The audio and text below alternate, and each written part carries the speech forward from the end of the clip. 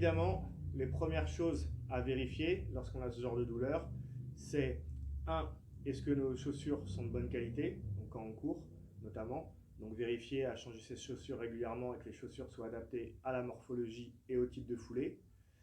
Est-ce qu'on court sur un sol trop dur, donc varier les sols et faire attention de ne pas courir sur des sols trop durs. Et attention aussi au surentraînement. Est-ce que je suis reparti trop fort, par exemple, après, je ne sais pas, 6 mois d'arrêt, si je repars pour faire un 10 km, peut-être que c'est beaucoup trop. Donc il va falloir aussi y aller progressivement et par exemple enchaîner de la marche et de la course, alterner les deux, de manière à avoir une reprise aussi progressive. Voilà, c'est déjà éliminer ces facteurs-là pour pouvoir prévenir les blessures du genou. Tant qu'on a mal, on peut déjà commencer par faire des étirements, du quadriceps, des mollets et des ischios. Alors, je vous conseille de mettre une petite mousse ou une serviette sous votre genou pour ne pas vous faire mal. Le pied le long du mur, ici, et on vient étirer le quadriceps, le psoas, sans que ça fasse mal, d'accord, juste qu'on sente une tension. On fait ça 30 secondes de chaque côté et on peut le faire 2 fois. Au niveau des mollets, on vient se mettre contre le mur, pied au mur ici, et on vient tranquillement se rapprocher du mur.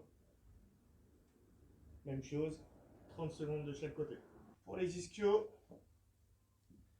on prend un contre-haut, le talon, on peut garder l'articulation du genou légèrement fléchie pour ne pas faire d'hyperextension, pointe de pied relevée vers le genou, et ici, vous devez sentir que ça étire, et s'il y a besoin, doucement, on penche le buste vers l'avant.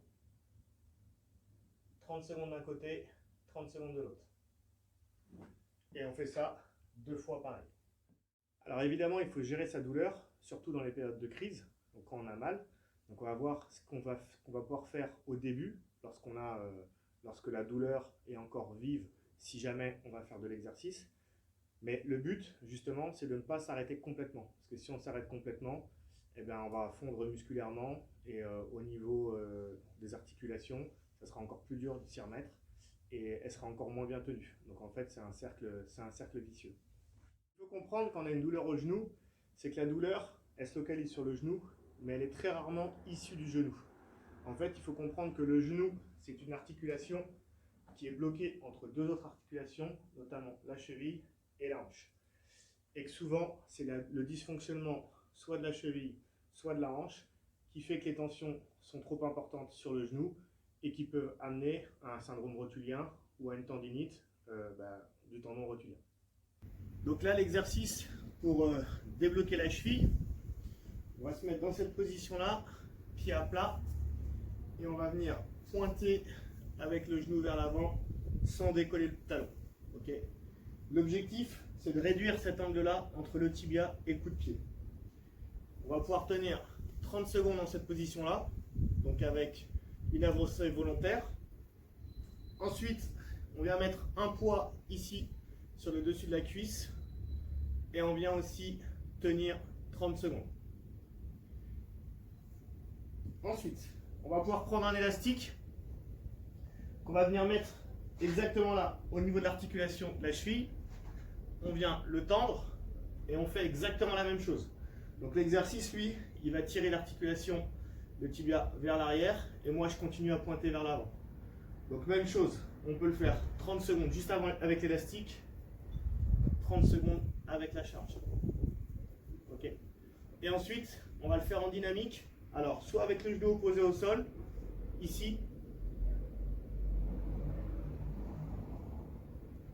On va faire une dizaine de mouvements.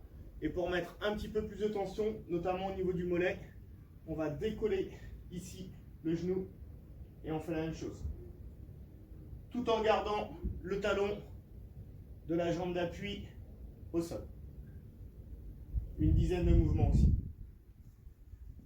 Et bien évidemment, on fait la même chose de 2 côtés. Autre exercice pour que le genou soit bien stable. On a travaillé la cheville. Maintenant, on va travailler la hanche. Donc, je vais me mettre de ce côté-ci.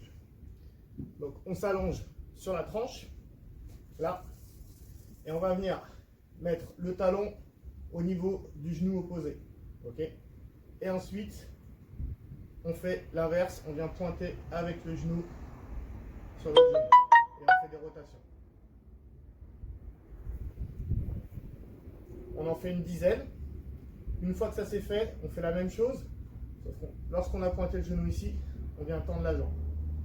Ici, ici, je tends. Ici, ici, je tends. Vous allez sentir le travail de la hanche et notamment du fessier. Même chose, une dizaine d'un côté, une dizaine de l'autre. Et ça, on peut faire ça 2 à 4 séries.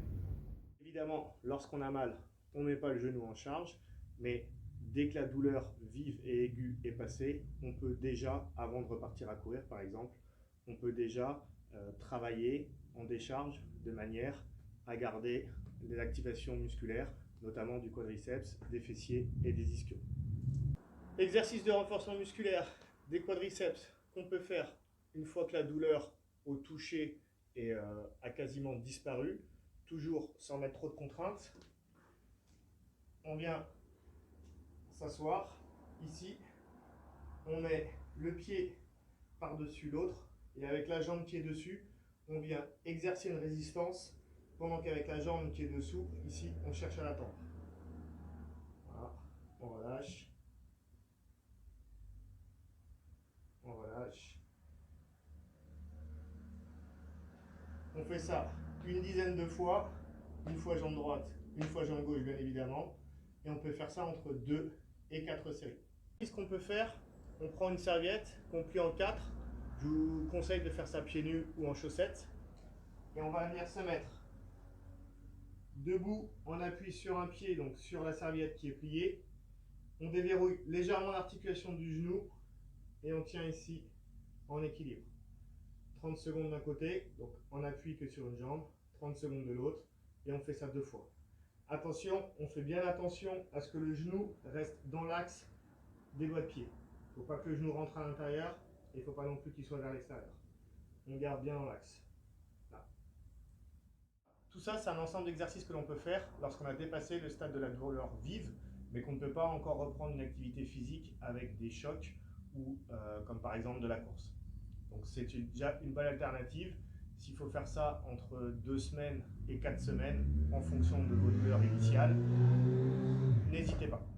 Donc après les exercices de la phase 1, que ce soit les étirements, l'activation de la cheville ou de la hanche, la réathlétisation des quadriceps et la proprioception, on va passer aux exercices maintenant de la deuxième phase. Donc là, on commence à pouvoir mettre le genou en charge et faire des exercices plutôt musculaires avec une tension qui est plus importante dans le genou. Donc évidemment, ils se font lorsque la douleur au genou le permet et lorsqu'elle a disparu sur la plupart des exercices qu'on a fait auparavant. Un exercice avec un petit peu plus de contraintes au niveau du genou. Donc après la période de réadaptation et de réathlétisation de 2 à 4 semaines. On va utiliser un contre-haut. Donc moi j'ai mis des petits disques, mais on peut utiliser un livre, un dictionnaire par exemple, c'est très bien. Et on vient mettre le talon dessus. Plante de pied au sol, talon sur le disque ou sur le livre. On fléchit légèrement l'articulation du genou et on met le pied opposé devant. But du jeu, fléchir jusqu'à ce que le pied avant touche le sol. Et on remonte. Ça ne va pas faire mal, donc on gère en fonction de la douleur, de ses possibilités. Si on se sent bien, eh bien on va avancer un petit peu plus loin le pied qui est devant. Et même principe, on descend jusqu'à ce que le talon touche le sol. Si on se sent à l'aise, on avance encore un peu plus. Bien sûr, vous avez compris, à chaque fois qu'on avance plus loin le pied avant, ça nous oblige à fléchir plus au niveau de la jambe qui est en appui. Toujours même chose, on fait bien attention, je le fais dans ce sens-là, le genou doit rester toujours au-dessus des orteils. Donc pas de genou qui rentre à l'intérieur, pas de genou qui sort ici à l'extérieur. Okay. On fait toujours bien attention de garder le genou dans l'axe. Si on sent que le genou n'est pas stable, part un peu, on arrête et on revient à la position précédente de la jambe tendue. Exercice pour soulager ici au niveau du tendon rotulien. Donc on va se mettre en appui sur un pied et on va légèrement fléchir l'articulation du genou, justement pour tendre ce tendon rotulien. D'accord? Et on va venir ici, avec un poids, faire des flexions de hanches. On descend et on remonte. On fait bien attention à garder le genou dans l'axe. Donc il ne faut pas que le genou rentre à l'intérieur, pas non plus qu'il soit sur l'extérieur. On garde toujours le genou dans l'axe des doigts de pied. Là. Et là, on vient faire de l'activation.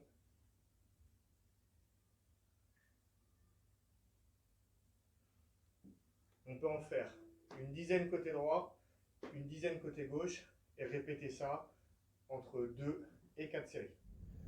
Donc après l'ensemble de la première phase, des exercices de la première phase, on n'a plus mal aux genoux, on n'est pas encore prêt pour les chocs, donc notamment la course à pied, parce que là ça devient, c'est dur et donc la douleur va revenir, mais on va pouvoir mettre beaucoup plus de tension et de pression, notamment musculaire, dans le genou, et donc faire des exercices en chaîne fermée et même avec des charges externes.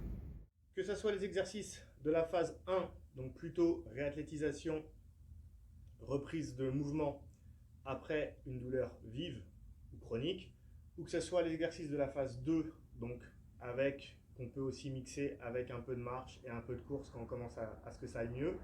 Ce sont des exercices qui ne doivent pas durer trop longtemps, l'ensemble. Par contre, il faut les faire régulièrement. Donc si vous arrivez à faire ça 2 à 3 fois par semaine, c'est top. Donc ça permettra d'avoir un genou sain, de prendre soin aussi de l'articulation de la cheville et de prendre soin des fessiers et de la hanche et d'activer les muscles fessiers. Voilà, bon courage à tous.